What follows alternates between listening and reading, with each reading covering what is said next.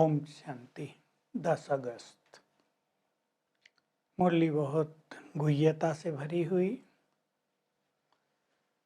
अपने स्वधर्म को भूलना ही सबसे बड़ी भूल है। तुम्हें अभूल बनना है। तुम्हारा स्वधर्म शांति और पवित्रता है, उसे भूलो नहीं, उसमें स्थित हो जाओ। घर और राज को याद करो। आज प्रश्न में बहुत ही गहरी बात है कि समय जब विनाश का समीप आएगा तो तुम्हारी स्थिति कैसी होगी। तुम्हारी ये निशानियां ही सिद्ध करेंगी कि समय समीप आ रहा है। पहली बात, याद में मस्त रहोगे। दूसरी बात, वाणी में योग का जौहर भर जाएगा। किसी को दृष्टि देंगे, एक वचन बोलेंगे, तीर लग जाएगा। तीसरी बात, निरंतर अपार खुशी में रहेंगे। बहुत ही अच्छी बात है ये। इसका बाबा ने आज डिटेल किया है कुछ। और भविष्य सतयुग के अपने महल और राज को देखते रहेंगे। बुद्धि का भटकना एकदम बंद हो जाएगा। ये 5 निशानी बाबा ने बताई, तो हम अपने को चेक करेंगे।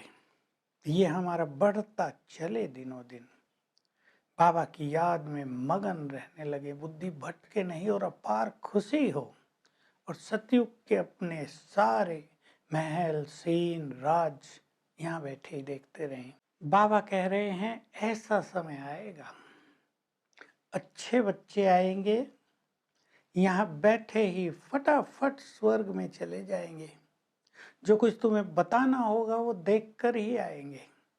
स्वर्ग के महल देखते रहेंगे, स्वर्ग में विचरण करते रहेंगे, तो तुम्हें बहुत खुशी होनी चाहिए।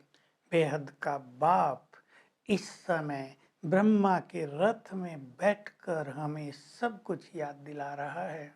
हम भूल गए थे।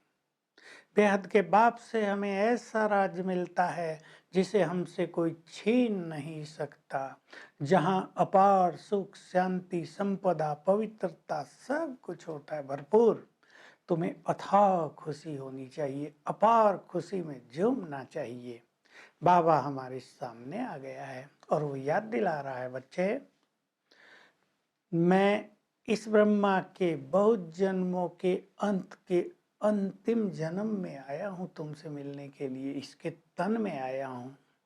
तुम्हारा भी ये बहुत जन्मों के अंत का अंतिम जन्म है। तुम भी कहोगे हम भी अंत में बाबा आपसे पढ़ने आए हैं।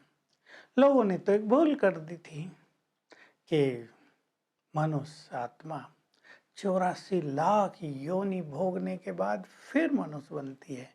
बाबा कहते हैं नहीं बच्चे, ऐसा नहीं है।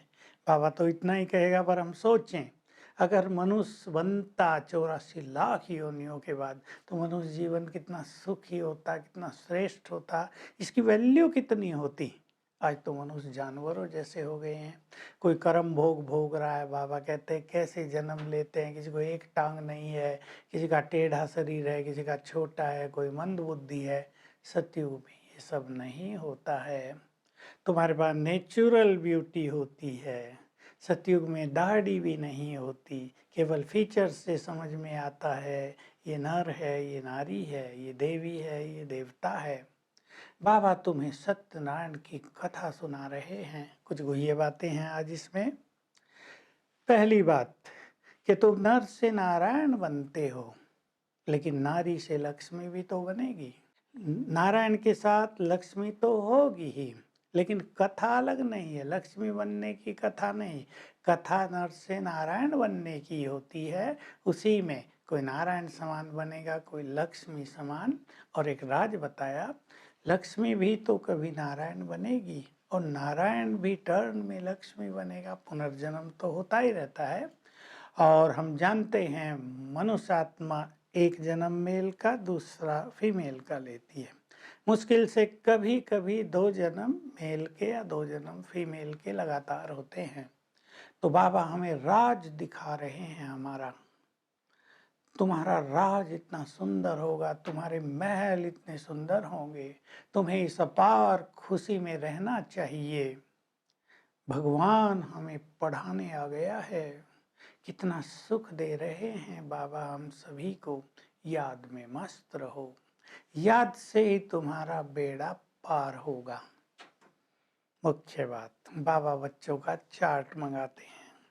कोई कहते हैं बाबा हम 5 घंटा रोज योग में रहते हैं। बाबा चेक करते हैं, इनको पता भी है कि रियल योग क्या होता है, या ऐसे ही बाबा बाबा किया और समझा हम बहुत योग करते हैं। तो कोई लिखते हैं बाबा हम कर्म में जाते ही सब कुछ भूल जाते हैं। तो बाबा याद दिला रहा, बच्चे अपना चार्ट लिखो, चार्ट को बढ़ाते चलो और याद में बिल्कुल मस्त रहना सीखो। विनाश तो फटाफट हो जाएगा।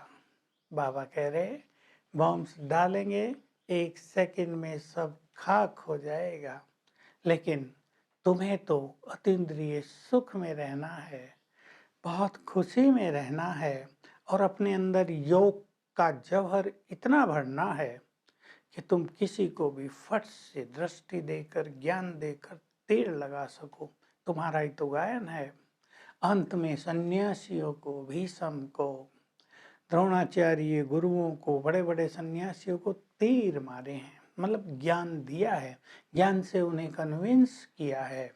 तो तुम अपने ज्ञान में योग का जौहर बहुत ज्यादा भरो। लोग कहते हैं हम तो शास्त्रों के बिना रह नहीं सकते। बाबा कहते देखो शास्त्रवादियों ने क्या कर दिया, आत्मा सो परमात्मा, परमात्मा सो आत्मा। अभी तुम जानते हो हम आत्माएं सो देवी देवता थे, पूज्य थे, फिर हम ही पुजारी बने थे। मैं आकर तुम्हें सब स्मृतियां दिला रहा हूँ। तुम कितने सुखों में थे, विश्व पर राज करते थे, पहले सूर्यवंशी थे फिर क्षत्रिय बने। बच्चे एक दिन आएगा तुम्हारे पास विदेशी भी बहुत आएंगे, वो सोचते हैं हमारा क्राइस्ट तो गॉड के पास जाकर उससे मिल गया। वो क्राइस्ट को गॉड का सन मानते हैं, सन ऑफ गॉड, लेकिन उन्हें ये नहीं पता क्राइस्ट फिर से कब आएगा। वो गुरु नहीं था, वो धर्म स्थापक था। बाबा आकर तुम्हारा सदगुरु बनता है, तुम उन्हें समझा सकते हो। फिर कुछ क्रिश्चियन ऐसा मानते हैं क्राइस्ट भी यही है, बैगर रूप में है। कुछ कहते हैं भगवान से जा मिला, कुछ समझते हैं यही है, बैगर माना तमो प्रधान रूप में है। हम जानते हैं सभी पुनर्जन्म लेते आते हैं और सभी का कल्याण करने, सबको घर ले जाने के लिए स्वयं बाबा को ही आना पड़ता है, मुक्ति और जीवन मुक्ति की राह दिखाने के लिए। तो बाबा सेवाओं की भी उमंग भर रहे हैं और हमें भविष्य का भी नशा चढ़ा रहे हैं। वरदान है श्रेष्ठ बेला में, श्रेष्ठ मुहूर्त में जिन्होंने जन्म लिया वो पद्मा पदम भाग्यवान है। देखिए भगवान आते हैं सृष्टि पर और बच्चे बाबा के पास आते हैं, अडॉप्ट होते हैं। कईयों की बेला इतनी श्रेष्ठ होती है, आते ही निश्चय हो जाता है, आते ही नशा चढ़ जाता है, आते ही सुख शांति शक्ति सर्व खजानों का अनुभव होने लगता है। जिनकी श्रेष्ठ बेला है उनको ये नहीं होता कभी ये अनुभव हुआ, वो नहीं हुआ, भटक रहे हैं, सर्व खजानों का अनुभव होने लगता है। ऐसी आत्माएं ही हैं पद्मा पदम भाग्यवान।